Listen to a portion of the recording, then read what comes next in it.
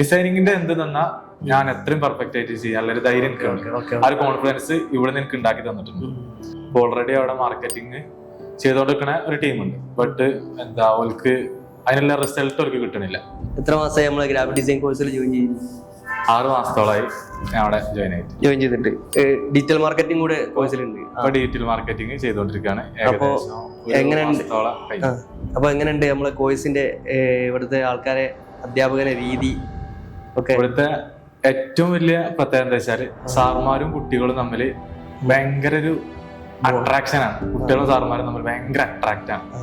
ഒരു ചില എന്റെ പല സുഹൃത്തുക്കളും എന്നോട് പറയാറുണ്ട്, എന്താ സാറുമാർ ഇങ്ങനെയാണ്, കുറച്ച് ആൾക്കാർ ഭയങ്കര ടഫായിട്ടാണ് നമ്മളോട് പെരുമാറാറുള്ളത്.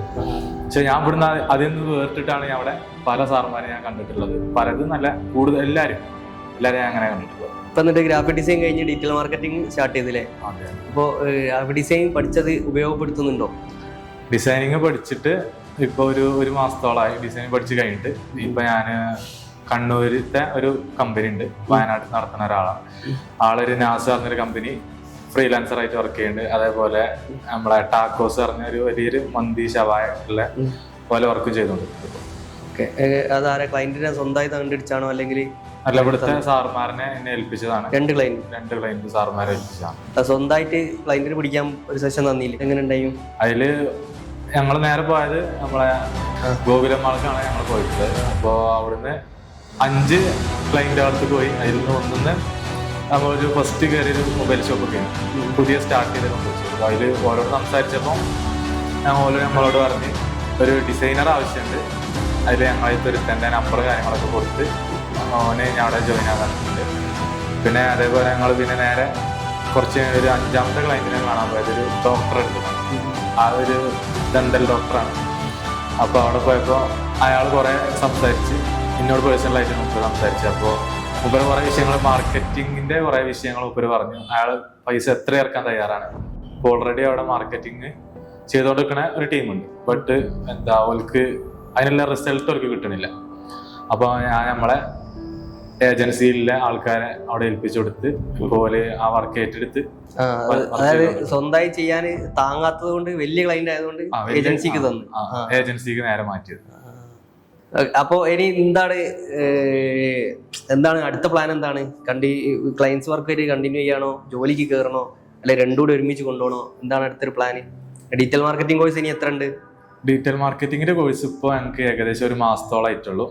അപ്പൊ അതുകൊണ്ട് തന്നെ മാർക്കറ്റിംഗ് പറയുമ്പോൾ അത്യാവശ്യം കുറച്ച് സ്ട്രഗിൾ ആയ വിഷയം ആയതുകൊണ്ട് ഇപ്പൊ ഡിസൈനിങ്ങിന്റെ എന്ത് തന്നാ ഞാൻ എത്രയും പെർഫെക്റ്റ് ആയിട്ട് ചെയ്യാം, അല്ലെങ്കിൽ ധൈര്യം എനിക്ക് ആ ഒരു കോൺഫിഡൻസ് ഇവിടെ നിന്ന് എനിക്ക് ഉണ്ടാക്കി തന്നിട്ടുണ്ട്.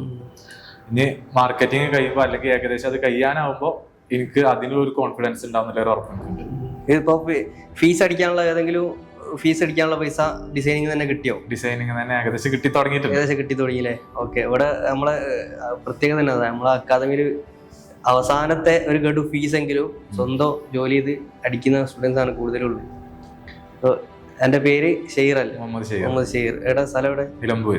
എങ്ങനെയാണ് നമ്മൾ അക്കാദമിക്ക് എത്തിപ്പെട്ട്? ഞാനൊരു ഇസ്ലാമിക് സ്ഥാപനത്തിലാണ് പഠിച്ചിട്ടുള്ളത്. അപ്പോ അവിടെ എന്റെ ഒരു ഫ്രണ്ട് എന്താ നമ്മളെ കോഴിക്കോടത്തെ ഏജൻസിയിൽ അവിടെ ഒരു മാഷായിട്ട് വർക്ക് ചെയ്യുന്നുണ്ട്, റഷീദ്. എന്നോട് ഡിസൈനിങ്ങിന് വരാൻ താല്പര്യം ഉണ്ടോ എന്ന് ചോദിച്ചപ്പോ ഞാൻ ഇതിന്റെ മുമ്പ് കുറെ സ്ഥലത്ത് കൂടി പോയി അന്വേഷിച്ചത്, കൊച്ചിയിലൊക്കെ പോയി അന്വേഷിച്ച് അവിടെയൊക്കെ ഭയങ്കര ഫീസും. അവിടെ ഞാൻ മനസ്സിലാക്കി എന്താ വെച്ചാൽ ഒരു പൈസക്കും വേണ്ടിയിട്ട് നമ്മളെ വിളിച്ചു വരുത്തണം. പിന്നെ ഇവിടുത്തെ പ്രത്യേകം പറയാനുള്ളത്, ഞാൻ ഇവിടുത്തെ ഒരു പ്രത്യേകത എന്താ കണ്ടുവെച്ചാല്, ഫസ്റ്റ് ഞാൻ ഷാക്കിർക്കാക്ക് വിളിച്ചപ്പോൾ ഇങ്ങനെ ഇവിടുത്തെ കാര്യങ്ങളൊക്കെ പറഞ്ഞിരുന്നു. പിന്നെ മൂപ്പര് എന്നെ ഇങ്ങോട്ട് കോണ്ടാക്ട് ചെയ്തിട്ടില്ല. ബാക്കി എന്താ സ്ഥാപനങ്ങൾ വെച്ച് നോക്കുമ്പോ വിളിച്ച് നമ്മളെ പലപ്പോഴും ശല്യമായിട്ട് നമുക്ക് തോന്നിയിട്ടുണ്ട്. ഇപ്പോഴും എന്നെ വിളിക്കാറുണ്ട്. അതായത് അന്ന് ഞാന് അവിടെ കേറിയിട്ടുള്ളൂ, അല്ലെ വെബ്സൈറ്റിലേക്ക് ഒന്ന് കേറിയിട്ടുള്ളൂ, എന്നെ വിളിച്ച് ഇപ്പോഴും ശല്യം ചെയ്യാറുണ്ട്. ഇവിടുത്തെ എന്താ ഷാക്കിർക്ക് പിന്നെ വരെ വിളിച്ചിട്ടില്ല. ഞാൻ നേരെ മൂപ്പരിനെ വിളിച്ചു, നേരിട്ട് നമുക്ക് സംസാരിക്കാൻ അറിഞ്ഞു വന്നു. പിറ്റത്തെ ദിവസം ഒരു 2-3 ദിവസം ശേഷം ഞാൻ നേരെ അവിടെ കയറി ജോയിൻ ആയി. ഓക്കെ. എങ്ങനെയാണ്? സാറ്റിസ്ഫൈഡ് ആണോ? ഡിസൈനിങ് ജോലിനെ കുറിച്ച് എന്താ അഭിപ്രായം? ഫ്രീഡം ഉള്ള ജോലിയാണോ, അല്ലെങ്കിൽ ഭയങ്കര ക്ലയന്റ് തെറിയൊക്കെ വിളിച്ച് അങ്ങനെയാണോ? എന്തിനാണ്? അല്ല, ഡിസൈനിങ്ങിന്റെ ഞാൻ മനസ്സിലാക്കി എന്താ വെച്ചാല് ഒരു താല്പര്യം വേണം. ഫസ്റ്റ് നമുക്ക് നല്ലൊരു താല്പര്യം വേണം. പിന്നെ നല്ലൊരു ഫ്രീഡ് ആയിട്ട് നമ്മളിങ്ങനെ ഇരിക്കണം. നല്ല മൈൻഡിൽ കൂൾ മൈൻഡിൽ ഇരുന്നാൽ നമുക്ക് പലപ്പോഴും പുതിയ പുതിയ സാധനങ്ങൾ നമ്മളെ മൈൻഡിലേക്ക് ഇങ്ങനെ വരും. പിന്നെ അതേപോലെ നമുക്ക് ഒഴിഞ്ഞിരിക്കുമ്പോൾ ഈ റീൽസും കാര്യങ്ങളൊക്കെ ഇങ്ങനെ കണ്ടിരിക്കുന്നതിന് പകരം ഡിസൈനിങ്ങിന്റെ കുറച്ച് കാര്യങ്ങൾ റെഫർ ചെയ്താൽ നമുക്ക് പുതിയ പുതിയ ഐഡിയകൾ നമ്മളെ മൈൻഡിലേക്ക് വരും.